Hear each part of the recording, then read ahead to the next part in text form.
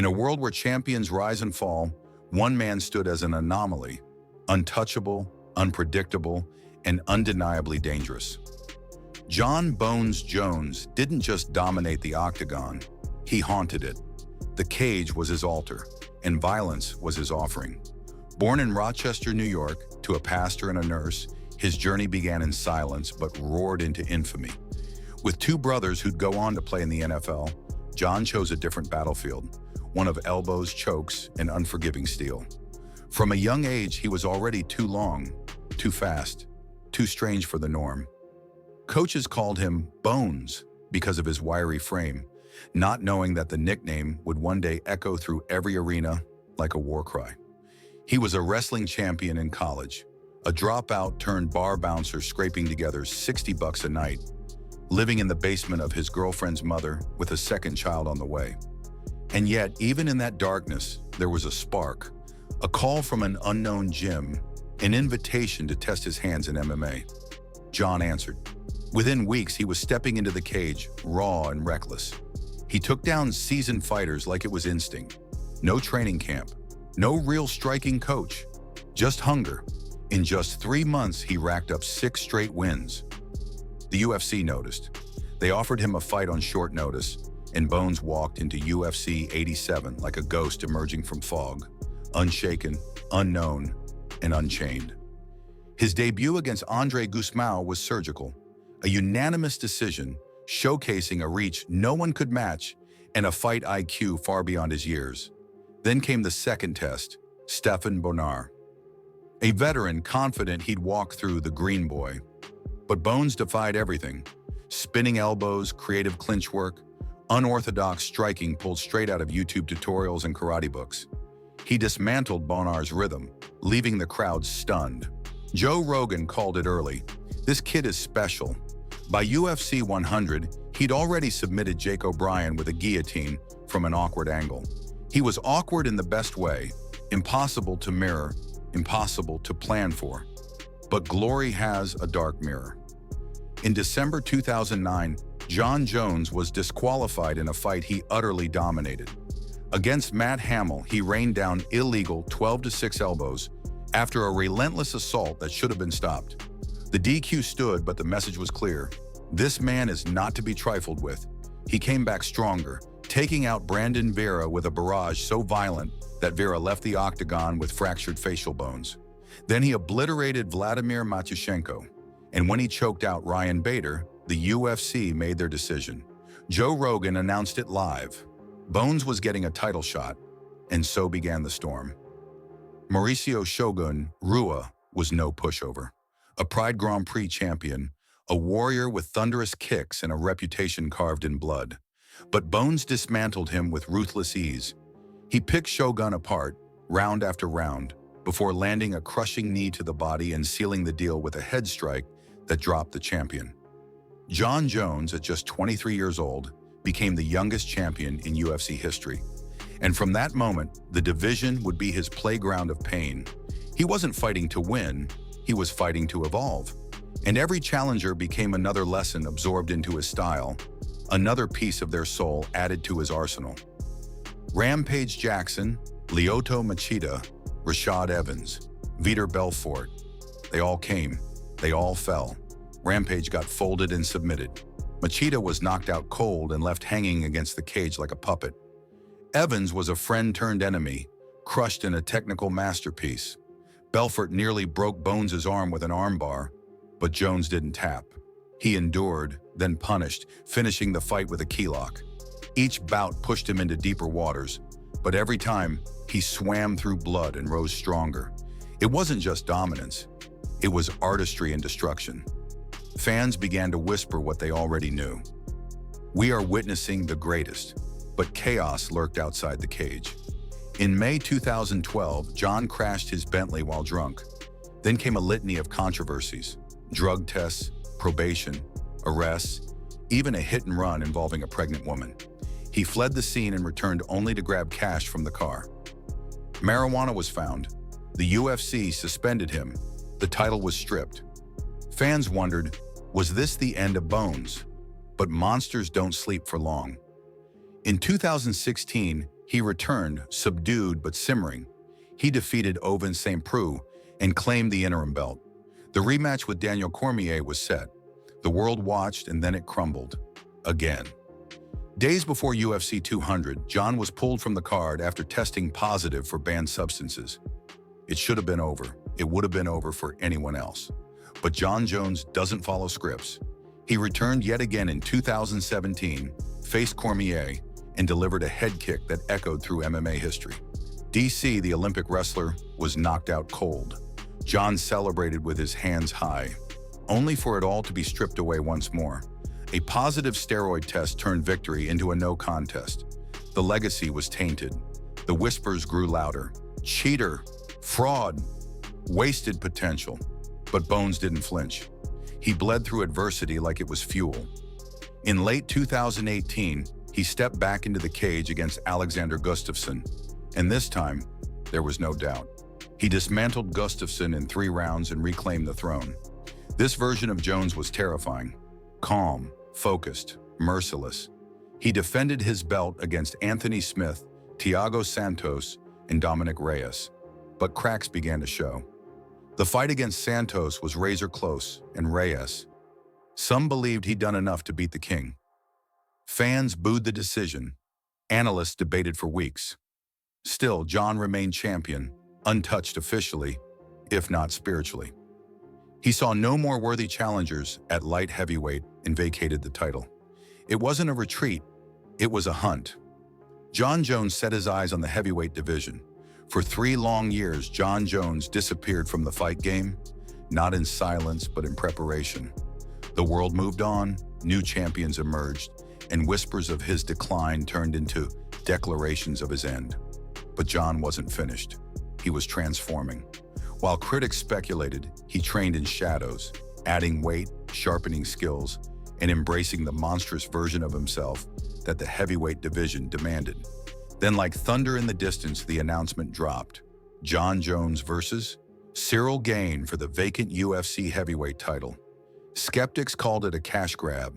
Pundits said the game had passed him by. But deep down, everyone felt the chill. Bones was back. The night of the fight, Jon walked into the octagon not just heavier, but hungrier. Gane, a dangerous striker at the peak of his powers, was expected to test the legend. But the test ended before it began. Within moments, Jon closed the distance, secured the clinch, and dragged the Frenchman into the abyss. A textbook guillotine, a quick tap. The crowd erupted. Just like that, after 3 years away, Jon Jones became the undisputed heavyweight champion of the world.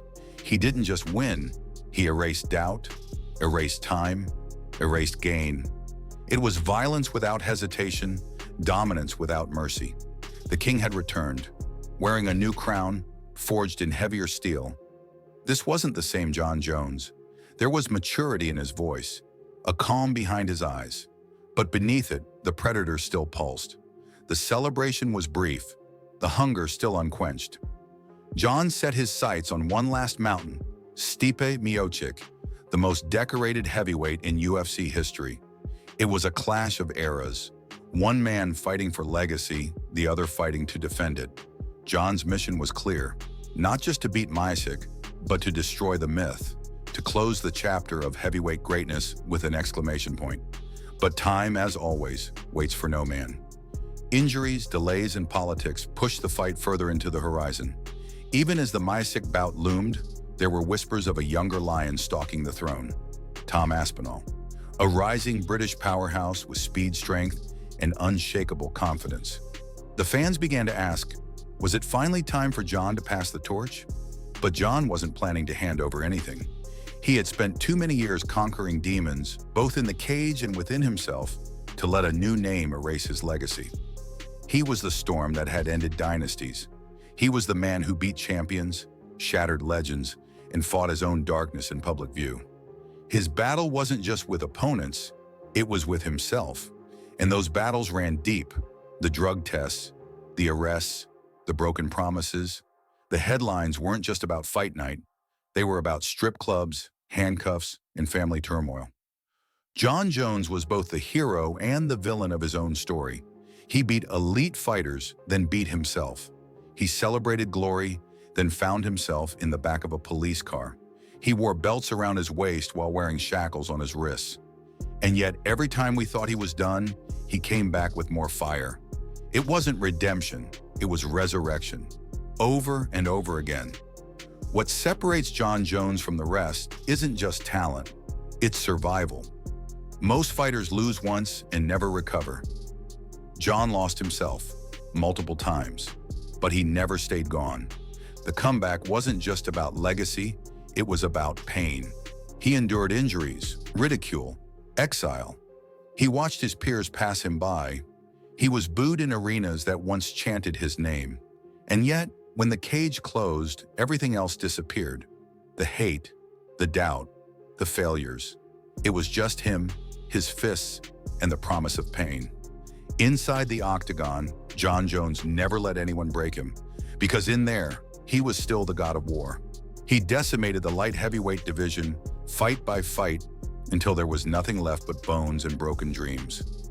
Rashad Evans, Rampage Jackson, Lyoto Machida, Glover Teixeira, Daniel Cormier. They were all champions until they met Bones.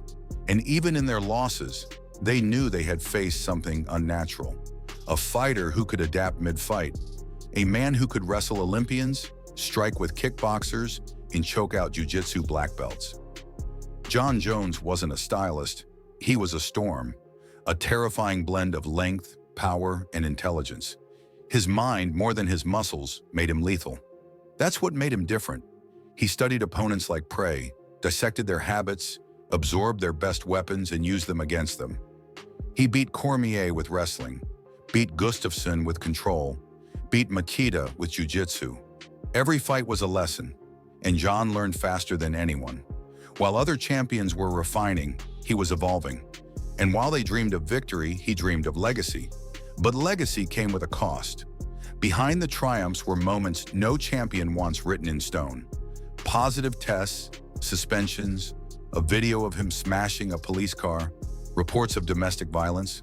His coach left him, his wife and kids walked out, and still the fighter remained. Even the UFC, the machine that once crowned him, grew weary of the scandals. Dana White supported him, then doubted him, then supported him again. Fans were torn. Some saw a fallen angel, others a calculating villain. But all agreed on one truth. Jon Jones was the greatest to ever do it. Not because he was flawless, but because he was flawed. Because greatness isn't clean, it's chaos, tamed for just long enough to achieve the impossible. And Jon did the impossible more times than any man before him. He wasn't undefeated, but he was unconquered. As his heavyweight reign takes shape, questions remain.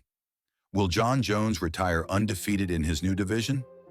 Will he finally silence the ghosts that have followed him for years? Or will the next scandal be his final fall? Nobody knows. That's what makes him terrifying. Because with Jon Jones, there are no certainties, only violence, victory, and the looming sense that the next chapter could be his last or his greatest. Every champion eventually faces the moment where they must decide. Fight one more war or walk away and be remembered. For Jon Jones, that question doesn't have an answer yet. Not because he's indecisive, but because he is addicted to chaos. He thrives on conflict. The fight game is stitched into his DNA like a curse he refuses to lift. Even as critics predict his downfall and fans beg for a clean path forward, Jon smiles like a man who knows something they don't. He's not done. He's not satisfied. And that insatiable hunger is what terrifies his enemies most. Because you can prepare for a fighter, but how do you prepare for a force of nature?